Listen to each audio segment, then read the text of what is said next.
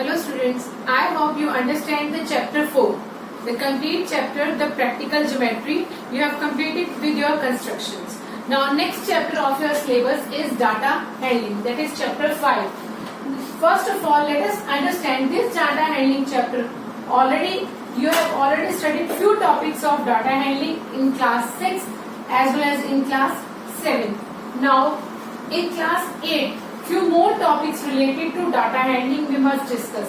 First of all, before we start with the further topic of the data handling, first understand the mind map of the data handling. Mind map is what kind of topics you are going to discuss, we have to discuss in this class 8. Now let us start with first point of the mind map, that is introduction. In introduction, what happened in data handling?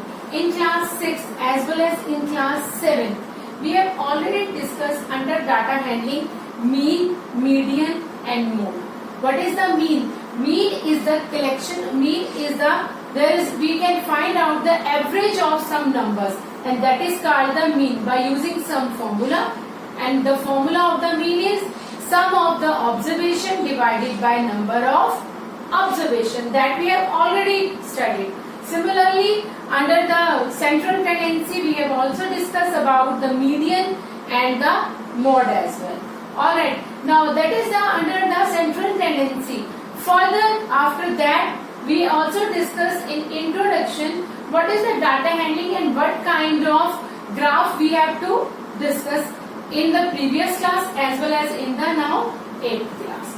Now introduction is the data. Which kind of data is given to you to draw a graph or draw a pictorial presentation of some amount?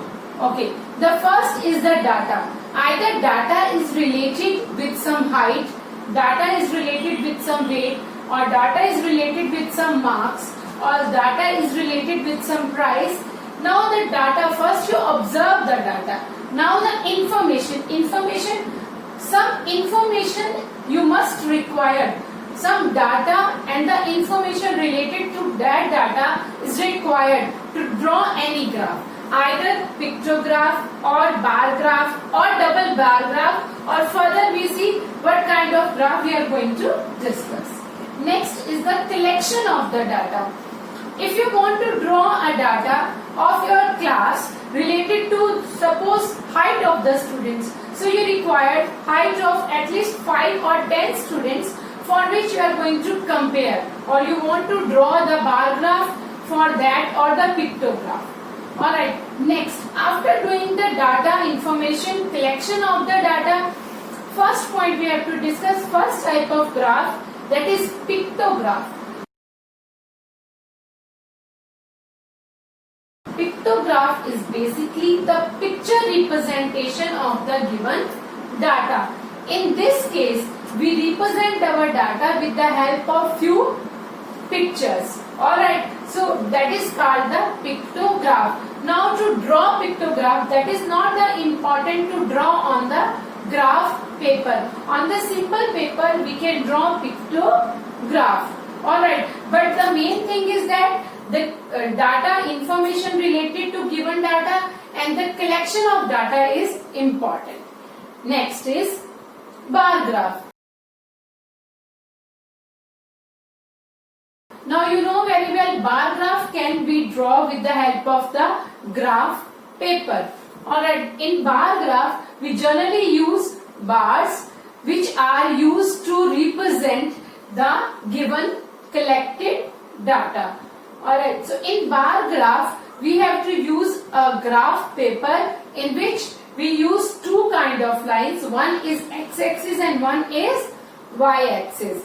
Which with this bar graph we already discussed in 6th class as well as in 7th class. There are some rules for the bar graph to draw. For the bar graph, the width of the graph must be equal, the gap between the graph must be equal, and we must select some scale for the graph paper so that we can draw the bar graph. So some rules we must follow to draw the bar graph. So basically bar graph is the graph represent using the bars for the given data.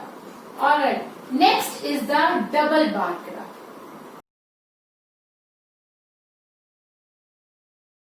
Now this double bar graph, as you have already studied in 7th class, used for the comparison. Suppose we want to compare marks for the first term and the second term of few students of our class, for the comparison, for the growth of the students, so that we can know, we can judge how the students progress or not. That is, there we use the double bar graph. So basically double bar graph is used for the comparison of two similar property things. Alright, so this is for the comparison. This is to show using bars. In double bar graph we also show the bars, but two bars collectively.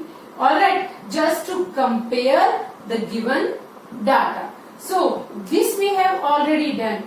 That is, the collection of data is important. The information collection of data is important. After collecting the data, we can represent with the help of pictograph.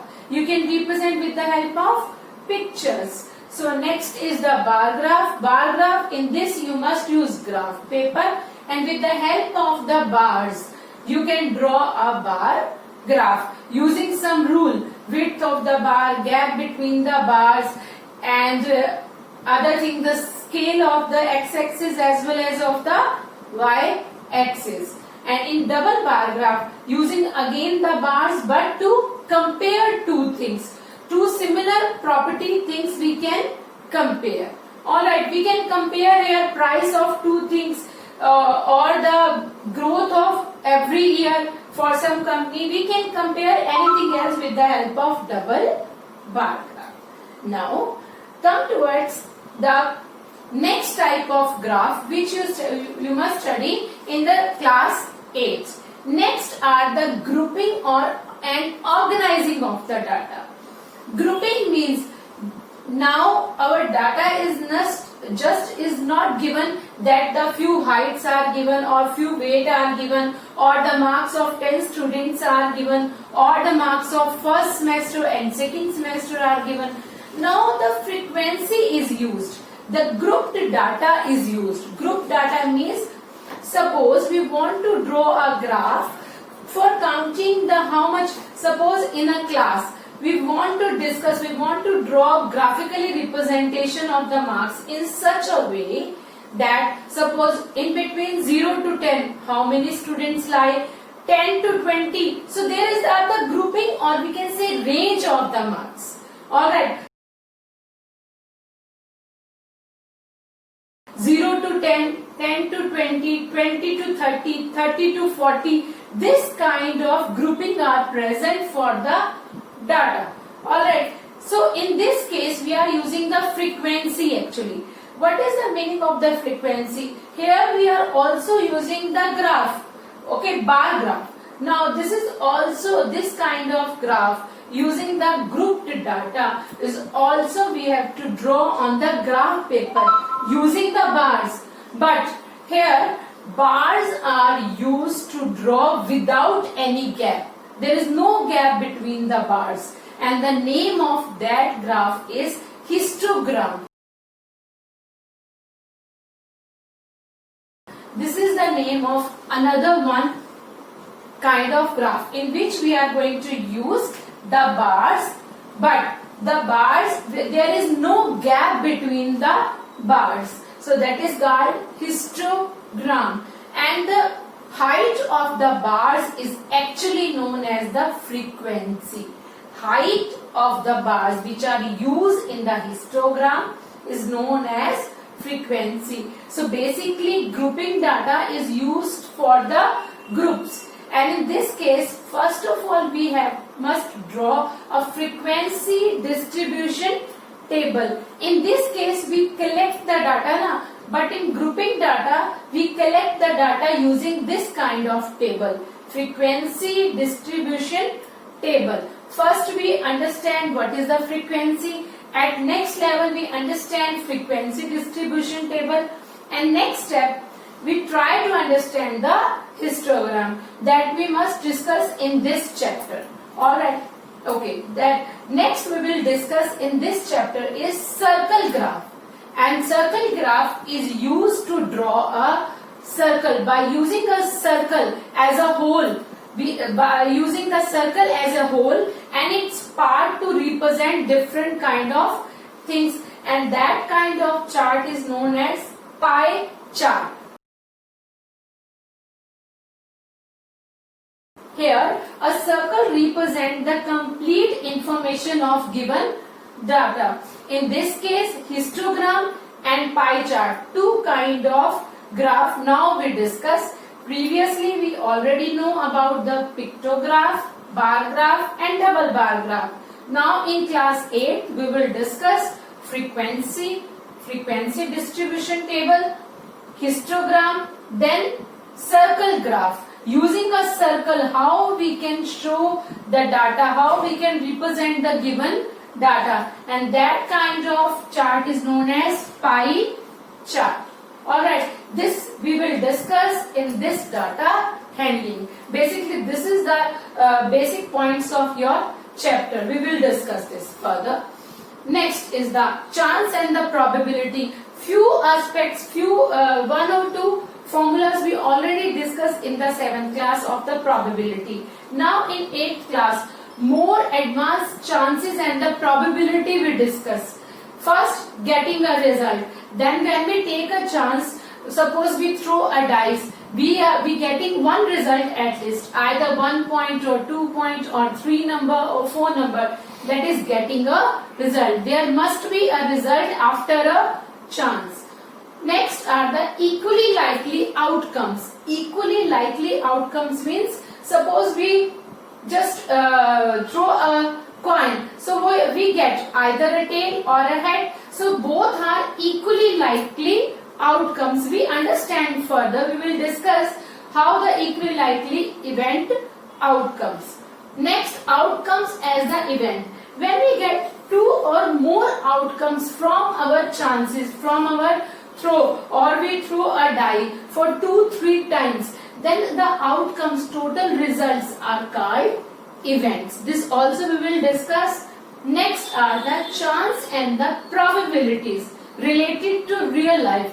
Now, in this chapter, we also understand how the probability and chance are related to our real life problems. How we can use the real life problem in the probability and the chance. Some applications of the probability and the chance. So in this chapter, data handling, few topics we already studied in class 6 as well as in class 7.